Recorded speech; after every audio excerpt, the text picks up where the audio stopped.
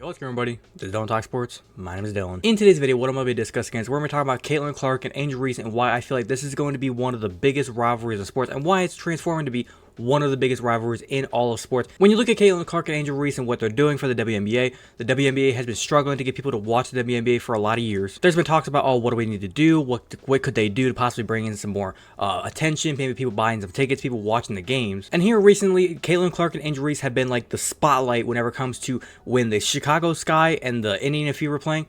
Everybody wants to watch. Whereas if you look at other games, I mean, people still watch, people go to the games, people will pay attention, but we don't pay attention like we do whenever it comes to Caitlin Clark and Angel Reese. Now, with them bringing all the attention, what I kind of wanted to do in today's video is why this is a very, very good thing for the WNBA, because some people are going to be like, oh, who cares about them? If you want to see a rivalry in the WNBA, the real WNBA fans are going to be like, you should be looking at these players like the Sabrina Ionescu and like Leah Carter and Diana Rossini and all these other players, Sue Bird, the rivalries that they've all kind of had in their careers. And I would say that's cool, that's cute, but there's a thing called people. If you are not having people outside of the sport of the WNBA talking about your rivalry, it's not a real rivalry. Like, everybody knows about Tom Brady, Peyton Manning. Everybody knows about Magic Johnson, Larry Bird in the NBA. Everybody knows about Tiger Woods and Phil Mickelson. Everybody knows about Roger Federer and Rafael Nadal and Djokovic, all these guys in tennis.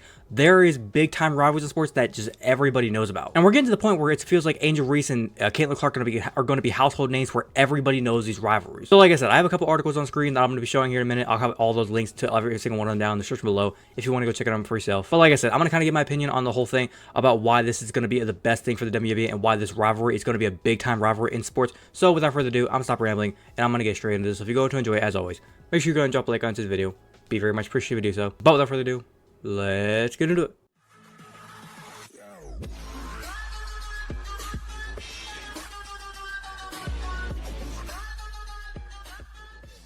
Now, reason number one why this is going to be a big time rivalry. As you can see here, they're already setting WNBA records whenever it comes to like attendance, people watching the game, the viewingship of people actually tuning in and watching the games. It's like at an all-time high. As you can see here for the Indiana Fever game versus the Chicago Sky a couple of days ago on Sunday, the minimum price was $200. The average price was $291. Average purchase price for all sales post WNBA draft, $407, which puts that up in the record of being the most expensive WNBA game on the record. Now, I'm not exactly sure if that means for just like all time, like even going into the WNBA finals of how much those tickets cost. If that's true, that's amazing. And also kind of shows the Caitlin Clark effect that these tickets are selling when she's in town. Now, I've already made a video in the past kind of talking about Caitlin Clark and Angel Reese, about how Angel Reese, people, all the other girls in WNBA, for some reason just don't like Caitlin Clark, which I kind of understand.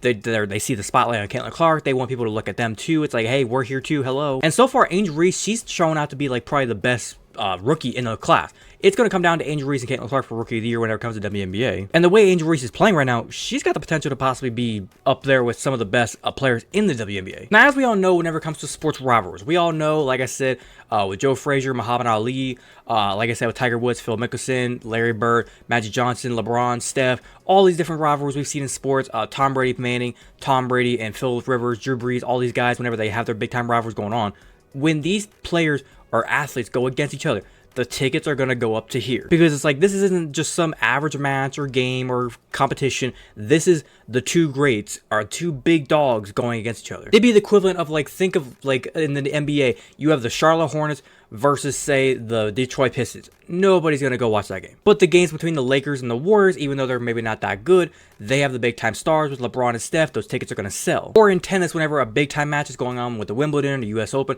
if Roger Federer and Rafael Nadal are playing, every fucking pair of eyes, or like Serena Williams and Venus Williams, every pair of eyes is glued to that screen. Every pair of eyes is glued to that screen. Every single butt is in the stadium or arena or wherever it may be watching those people play. And the same thing is kind of happening within the WNBA, as we can see here. The tickets for just in general, Caitlin Clark in Chicago, or in the Indiana Fever, and Angel Reese in the Chicago Sky, those prices are through the fucking roof versus their games against like other teams around the league or even just other games in general in the WNBA.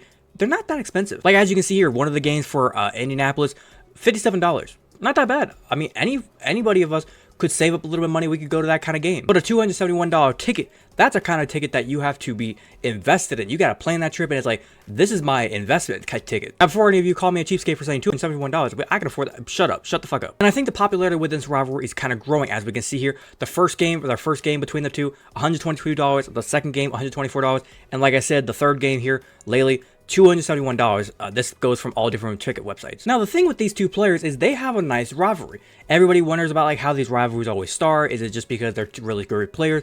A lot of times that's usually how it is. Just two great players that go at it. They're competing against each other to try to be the best of the best. With Caitlyn and Angel, their rivalry goes back to college, with them competing in the national championship. Angel getting the best of her that one time, and then last year Caitlyn gets the best of Angel in the Elite 8. Now, with this rivalry, so far it seems like Angel and Caitlyn, they off the court, they want to say like, yeah, we're friends, we're cool, we're chilling.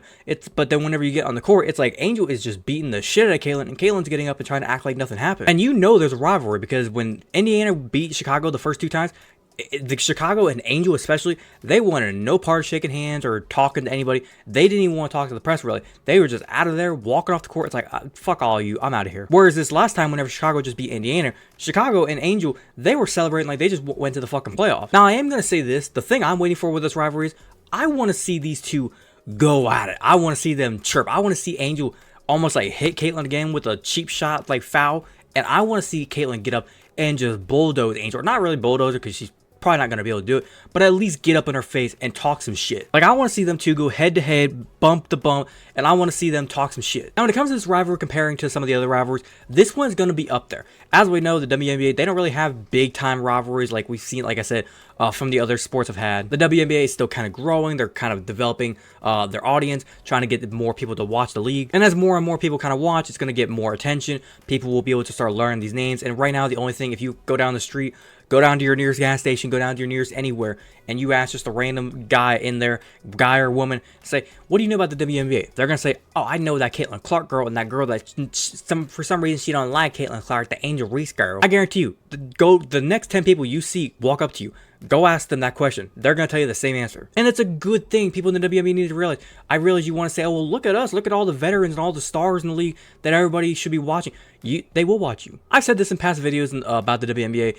Players need to realize something, and this kind of goes for all different sports. When you have a superstar, when they come to your stadium or when they're on national TV and you're also kind of there playing against them you're on their national TV game with them, that is your chance to have your spotlight for people to look at you, people to watch you play against the star. It's almost like whenever college football or college basketball, when you get your chance against the #1 seed, you take advantage of it. It's like if you can go against the #1 seed, and the #1 seed maybe has like a 5-star, they're going to the NFL draft corner, and you're a receiver. Burn that motherfucker, every single player. Go get like 3 touchdowns, 200 passing or receiving yards, and you are going to skyrocket up the charts. The equivalent of that in the WNBA is going to be when you play against Caitlin Clark, go out there and drop 30. Go out there and drop 30. Put the beat down on her.